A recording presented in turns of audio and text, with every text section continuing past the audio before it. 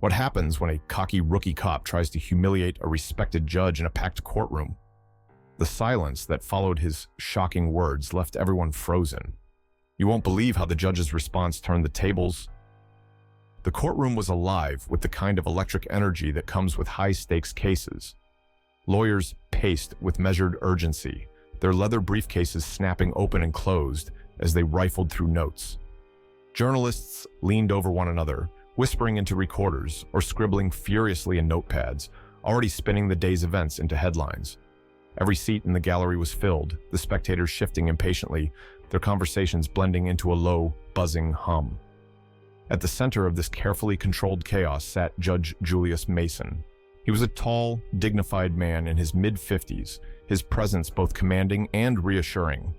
The black robe he wore seemed to magnify his aura of authority, but it was the look in his eyes that held the room, steady, thoughtful, and unflinching. Julius wasn't just respected, he was admired. People knew him as a fair judge, one who didn't just uphold the law but understood the humanity behind it. Today, though, the stakes felt heavier. The case involved the wrongful arrest of a black teenager, a bright 16-year-old boy accused of a crime he clearly didn't commit. The arrest had sparked outrage, with many calling it another example of systemic bias. Julius knew all eyes were on him to handle the case with the precision and care it demanded. He began the session as he always did, greeting the attorneys and the jury with a calm, measured tone. His deep voice carried a quiet authority, silencing the room with ease. Then, as the attorneys were settling into their places, the courtroom door banged open. The noise turned heads immediately, followed by the sound of heavy, deliberate footsteps. In strolled Officer Zachary "Zach" Evans, his police uniform slightly too large for his wiry frame, but his attitude more than making up for the difference. Zach was the type of rookie who believed the badge made him invincible. He walked with a swagger that screamed inexperience disguised as confidence. His eyes darted around the room, his smirk widening as he noticed people glancing in his direction. The man was practically vibrating with self-importance, clearly enjoying the idea that he was somehow the center of attention. "All right, let's get the circus started," Zach barked, to no one in particular, loud enough for the entire room to hear. The bailiff, visibly unimpressed, gave him a sharp look, but Zach either didn't notice or didn't care. As he made his way toward the judge's bench, he couldn't resist a few snide comments, muttered just loud enough to earn reactions from those seated nearby. A woman in the gallery furrowed her brow and whispered something to her neighbor, but Zach's smirk only grew. He was enjoying this, soaking in the attention like a kid showing off on the first day of school. When Zach finally reached the bench, he slapped a file of documents onto the desk with unnecessary force. Then, without so much as a "good morning" or "your honor," he leaned forward and said, loud enough to ensure the entire room caught every word, "Well now, not every day you see a judge who looks like they should be out there holding a protest sign instead of sitting up here calling the shots." The room went dead silent. Conversation ceased, pens froze mid-sentence, and all eyes turned to Julius. The judge didn't flinch. He didn't scowl. He didn't even look annoyed. Julius Mason simply glanced up from the file he was reading, his expression as calm and unreadable as ever. After a brief moment, he returned his gaze to the document in front of him, silently continuing his work. Zach, emboldened by what he mistook for indifference, decided to push further. His voice, dripping with condescension, carried across the courtroom like nails on a chalkboard. "What's the matter, Judge? You sure you're cut out for this? A place like this needs strength, not sympathy." A ripple of unease passed through the gallery. Spectators exchanged incredulous glances, some whispering to one another in hushed tones. Even the court reporter paused for a split second, her fingers hovering over the keyboard as if unsure how to process what she just heard. Julius remained unbothered, his steady composure only fueling Zach's arrogance. The young officer leaned back, crossing his arms, his smirk now a full-blown grin, as if he'd just won some unspoken contest. But the room wasn't on his side. The murmurs of disapproval grew louder, and several people in the gallery shook their heads in disbelief. This wasn't just disrespectful, it was outright audacious. Still, Julius said nothing, refusing to be goaded into a reaction. The tension in the room was thick enough to cut with a knife. Zach, oblivious to the growing unease around him, looked as though he was preparing for another round of insults. Meanwhile, Julius turned a page in his file, his focus unwavering, his silence speaking volumes. The courtroom settled into the rhythm of the proceedings, the tension from Zach's earlier comments hanging in the air like a faint echo. Judge Julius Mason, ever the professional, guided the session with calm authority. His voice was measured and firm as he posed questions to the attorneys, dissecting arguments with the precision of a surgeon. It was clear he wasn't just leading the case, he was commanding it. Yet, not everyone in the room shared the judge's respect for the solemnity of the process.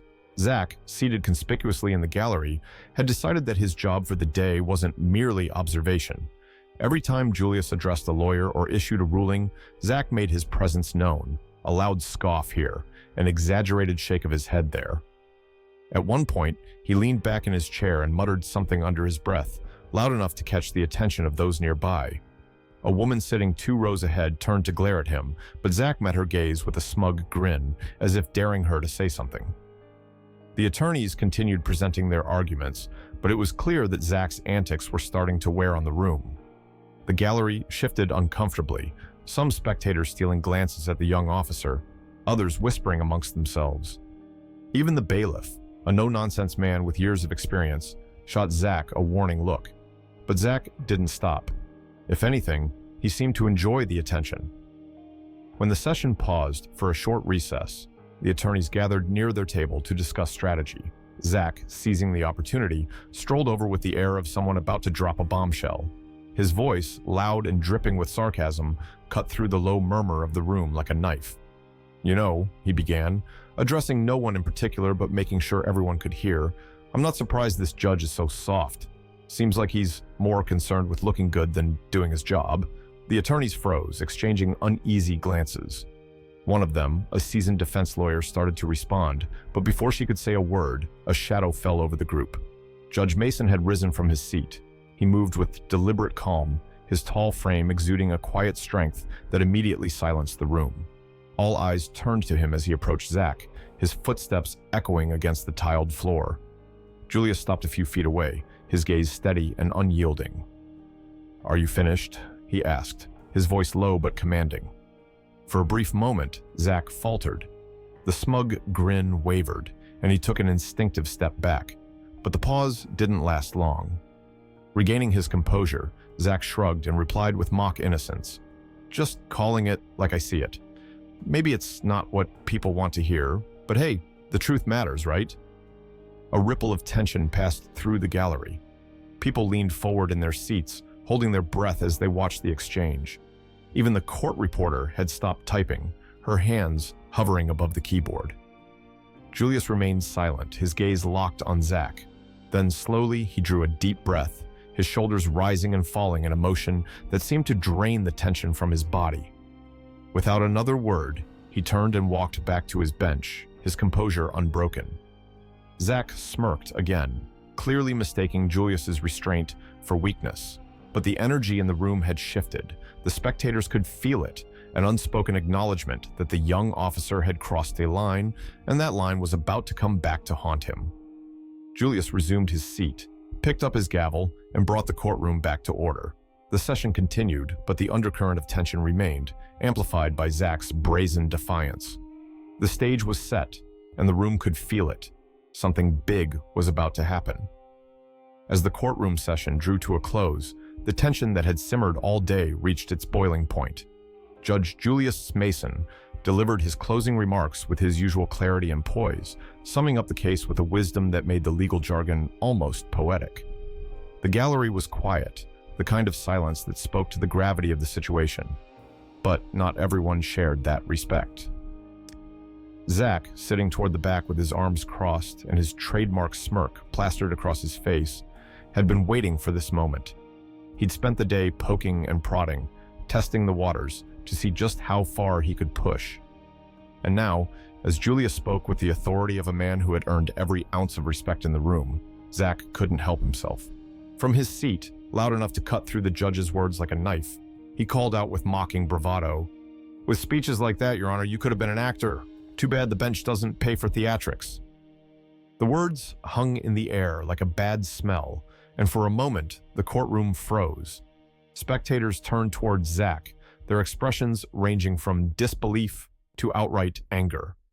The attorneys at their tables exchanged uneasy glances, as if silently asking one another, "Did he really just say that?"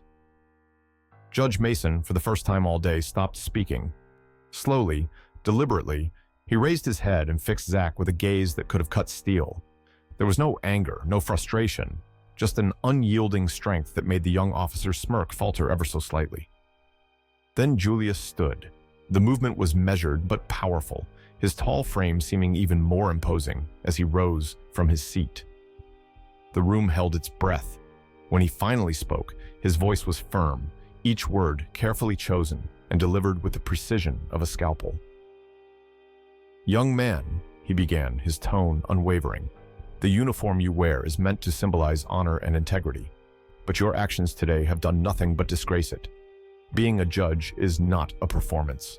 It is a commitment to justice, equality, and the dignity of every individual who enters this room." Zach visibly stiffened.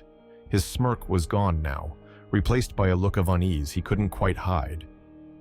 "If you doubt that," Julius continued, his voice rising just enough to carry through the entire room, "then perhaps you should reconsider your place in the system, because let me make one thing clear.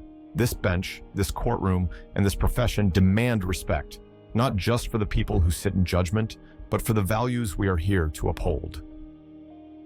The gallery was dead silent. Even the faint hum of the air conditioning seemed to vanish as every person in the room hung on the judge's words. But Julius wasn't finished. Turning to address the entire room, he added with quiet intensity, "No one, no insult, no act of ignorance, can destroy your dreams unless you allow it. When someone tries to belittle you, remember, their words are a reflection of their weakness, not your worth."